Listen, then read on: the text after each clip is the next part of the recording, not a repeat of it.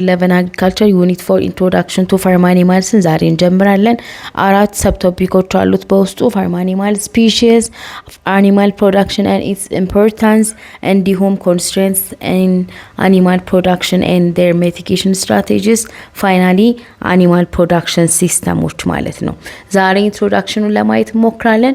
ለዚህ ቪዲዮ በምትሰጡት ሪአክሽን ሁለተኛው ቶፒክ ይወሰናል ማለት ነው።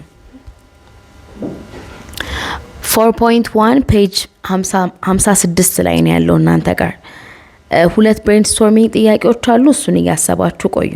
ፋርም አኒማል ስፒሺሶች ምንላቸው ለሰዎች ጥቅም ወይ ለስራ ወይ ደግሞ ለምግብነት ታስበው ሬዝ የሚደረጉ አኒማሎች ናቸው።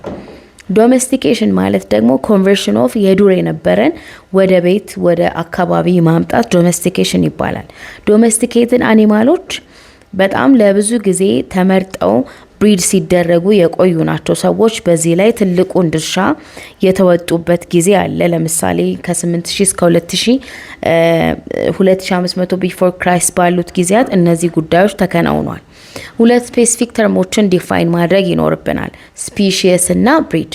ስፒሺስ ማለት ላርጀስት ግሩፕ ኦፍ አኒማልስ ነው። በጣም ሰፊ የሆነ የአኒማሎች ግሩፕ ሲሆን ኬፔብል ናቸው። እዛ ግሩፕ ያሉ አኒማሎች ኢንተርብሪድ ለማድረግ ኬፔብል ናቸው። አት ዘ ሴም ታይም ፈርታይል የሆነ ኦፍስፕሪንግ ፕሮዲውስ ያደርጋሉ። ብሪድ ግን ስንል ስፔሲፊክ ግሩፕ ኦፍ አኒማል ነው። በጣም ስፔሲፊክ የሆነ ግሩፕ ኦፍ አኒማልስ ዊዝን ስፒሺስ ነው። ይሄ ደግሞ በጣም ሲሚላሪቲያቸው ካራክተሪስቲክሳቸው በአብዛኛው ካራክተሪስቲክስ ቪዚብል የሆነ ሲሚላሪቲ አላቸው። ይሄ ደግሞ ከአንደኛው ብሪድ ወደ ሌላኛው ብሪድ በደንብ እንድለያቸው ያደርገናል። ስፒሺስ ከተለያዩ ብሪዶች የሚሰራ ነው የሚሆነው ማለት ነው። በእኛ ሀገር ስለ ፋርም አኒማል ስናወራ 4.1.1 ማለት ነው። ሀገራችን በጣም ሰፊ የሆነ የአኒማል የስፔሻሊ የፋርም አኒማል ሪሶርስ አላት። እነዚህ ደግሞ የተሰሩት ማማሊያን፣ አቪያን እና ሃኒቢ ስፒሺሶች ናቸው። እነዚህ በዲቴል አብረን እናያለን። ለምሳሌ ካትል፣ ሺፕ፣ ጎትስ፣ ካሜልስ፣ ዳንኪስ፣ ሆርስስ፣ መልስስ ዴር ሜጀር ፋርም አኒማሎች ናቸው። በጣም ዋነኛ ፋርም አኒማሎች ናቸው። which is ማማሊያን የሆኑ ማለት ነው። ሶስት አይነት አሉ ብለናል። አቪያንስ ደግሞ የምንላቸው ቺክን፣ ኦስትሪች፣ ተርኪ። ኦስትሪች እና ተርኪ ቤዚካሊ እኛ ሀገር ላይ በደንብ ኮመን አይደሉም፣ ግን we have chicken በደንብ የምናውቀው ማለት ነው። stinging honeybees are the most important bee species in the country እኛ የምናውቃቸው የንብ ስፒሺሶች ማለት ናቸው። Nearly all of the livestock population of the country is local breed. Almost all local breed ሀገር ውስጥ መገኛው ሀገር ውስጥ የሆነ ነው ብሪዱ ዝርያው ማለት ነው። አንዳንዶቹ ሃይብሪድ ናቸው፣ የተዳቀሉ ናቸው። ከሎካል እና ከውጪ ከመጡት ጋር የተቀላቀሉ ኤግዞቲክ ብሪዶችም ደግሞ አሉ። ቶታሊ ከውጪ የመጡ ኤግዞቲክ የራሳችን የሆኑ ሎካልስ፣ ከሎካል ጋር ብሪድ የተደረጉ ደግሞ ሃይብሪዶች አሉ። ኪ ተርሞች አሉ ፔጅ 49 ላይ ኪ ተርሞች አሉ። ቅድም ፔጅ አሳሳትኳችሁ መሰለኝ፣ ይቅርታ ለሱ። ማማሊያንስ ኤኒ ሜምበር ኦፍ the group of vertebrate animals ይህንን ብዙ ታውቃላችሁ ብዬ አስባለሁ። in which the youngs are nourished with ሚያጠቡ ማለት ነው። በቃ ማማሊያን ስንል ሚያጠቡ ናቸው። that means ከማማሪ glands of the mother የሚጠቀሙ ናቸው። አቪያን ስንል የበርድ የወፍ የመብረር ክሬቸር ተፈጥሮ ያላቸው ናቸው። ሎካል ብሪድስ ደግሞ ማለት ቅድም ዲፋይን አድርጌያለሁ፣ ኔቲቭ ናቸው ላሉበት ቦታ እዛው የተፈጠሩ የተገኙበት ቦታ ነው። ሎካል ብሪድስ በጣም አዳፕትድ የሚሆኑት ለሎካል ኮንዲሽን ነው። ላሉበት ቦታ በደንብ አዳፕትድ የሆኑ ናቸው። ለምሳሌ እና ሃሮ ካትል በኋላ እያንዳንዱ ስፒሺስ ስናይ እናየዋለን። ኤግዞቲክ ስፒሺሶች የምንላቸው ደግሞ ሜንሊ ፎሪን ናቸው፣ ከውጭ የመጡ ናቸው። ፕራይመሪሊ ዩዝድን ኢምፕሩቭ ለማድረግ ፕሮዳክቲቪቲን ምርታማነትን ለማሻሻል ተብሎ ከውጭ የምናስመጣቸው ናቸው። ዳት ሚንስ ከሎካል ብሪዱ ጋር ይዳቀሉና የተሻለ ምርት ለማግኘት ማለት ነው። በክሮስ ብሪዲንግ ከሎካል ብሪድ ጋር ተዳቅለው የተሻለ ምርት እንድናገኝ የምናረጋቸው ናቸው ኤክሶቲክ ብሪዶች ማለት ነው። ለምሳሌ ሆልስቲን ፍራይዚያን አለን ለዚህ ምሳሌ።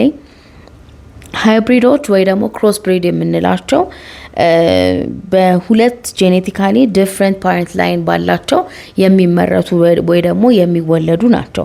ኦፍስፕሪንግ ፕሮዲውስ ፍሮም ዲ ሃሮ ካትል እና ከሆልስቲን ፍራይዚያን የሚመረት ማለት ነው። ስለዚህ ሃሮ ካትል ሎካል ብሪዱን ከኤግዞቲክ ጋር ስናቀላቅል ወይ ደግሞ ስናዳቅል የምናገኘው breed is called hybrid ወይ ደግሞ cross breeding ይባላል። the procedure ወይ ደግሞ the process the whole process table 4.1 ላይ the estimated livestock production in Ethiopia ስፒሸሶች እና ብሪዶች ማለት ነው። ለምሳሌ ስፒሸስ ካትል ብትወስዱ ወደ 70 ሚሊዮን አካባቢ ነው።